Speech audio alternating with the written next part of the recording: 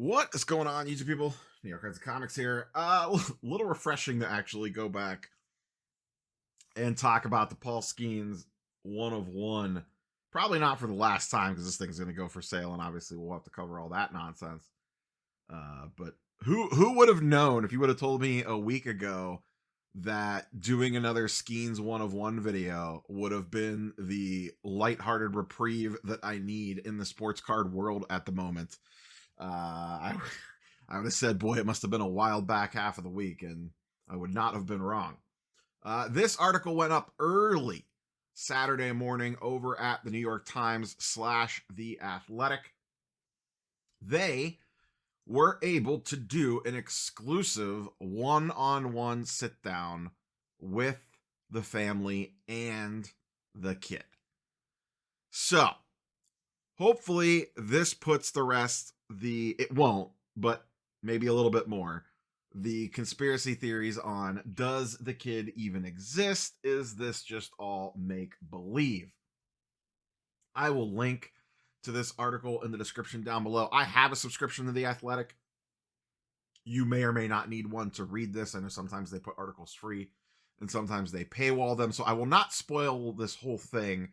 But there is one particular paragraph that I think is fairly important, and it is the one that I have highlighted here, that talks about, kind of how they confirmed that this all was basically not a made-up family by Topps and Fanatics. And first off, if you even think that, I don't know what to tell you.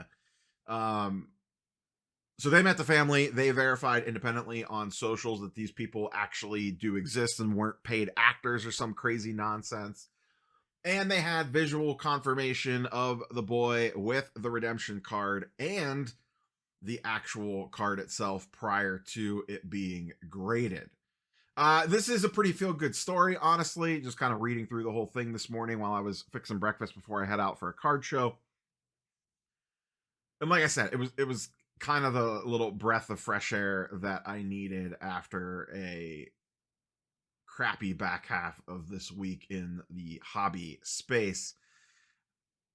Couple other little interesting side notes in here were from Mike Mahan over at Fanatics / Topps, talking about, they wanted the secrecy of the family to be respected as much as possible because that's what the family wanted. And it also reiterates that pretty smart parents, the way that they kind of handled this, in all honesty, because you could obviously see the firestorm that this created. Imagine if they would have been public about it. And I get it. Not everybody wants to be on the front page of the news. No, not everybody wants that kind of heat. I get it. We kind of live in a world, especially in collectibles, where it is a very much a me, look at what I just got. Oh my God. Like my post, comment, share. Look at all the engagement I'm getting because I either spent money or got lucky or hit this really cool thing. And I want everybody to know about it to make me feel better about myself. And that's just kind of the society we live in. So props to the family for probably making ultimately the right decision. And I don't even really think it's close to keep this on the down low with their kid. If the kid would have been 18 and he wanted to go public, that's his decision. But it sounds like he didn't really push back on it just based off what I read here. But there was some interesting quotes from Mahan just in regards to, could we have handled this better?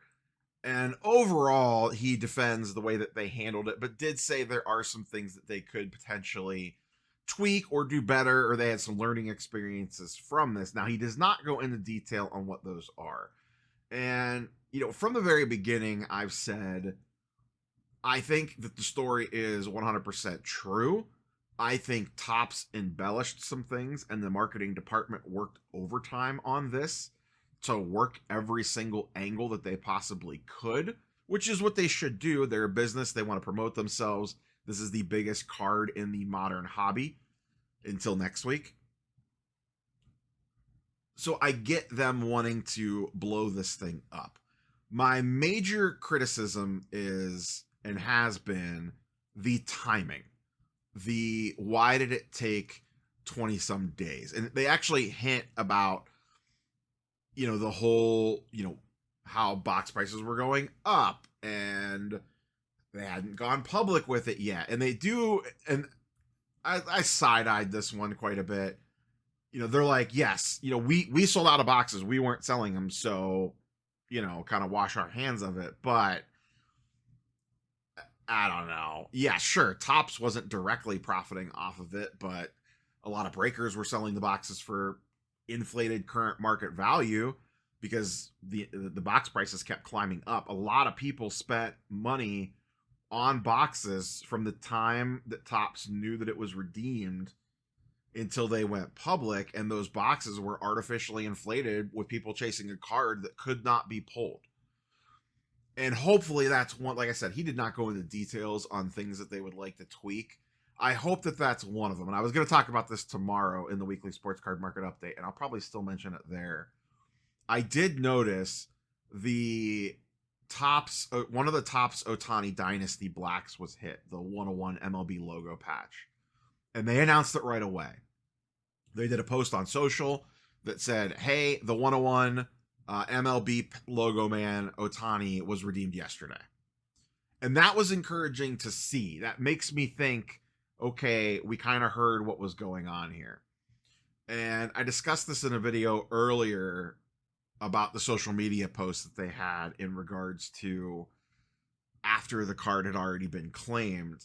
What I would honestly like to see, and I want to couch this as specifically for debut patches.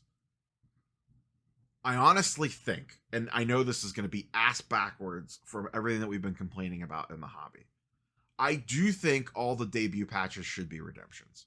I do. They talked about how this card basically never left the mag from the time it was produced.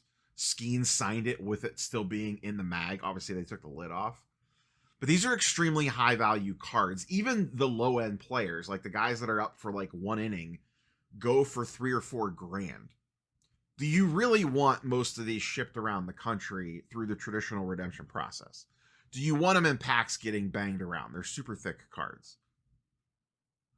The other thing that them all being redemptions does is it 100% tracks when they have all been hit. And I think this is something they need to get ahead of now before they get all the other sports online. So they got a few months to figure this thing out.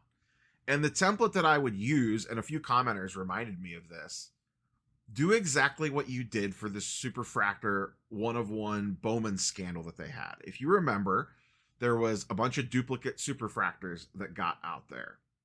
And they put out that bounty system for them, and they had a website that you could go on and look to see if one had been turned in or not. In my opinion, because do you know how much traffic and engagement a website like that would have? They should have a board. Well, I don't call it whatever you want. And the entire checklist should be listed up there with photos.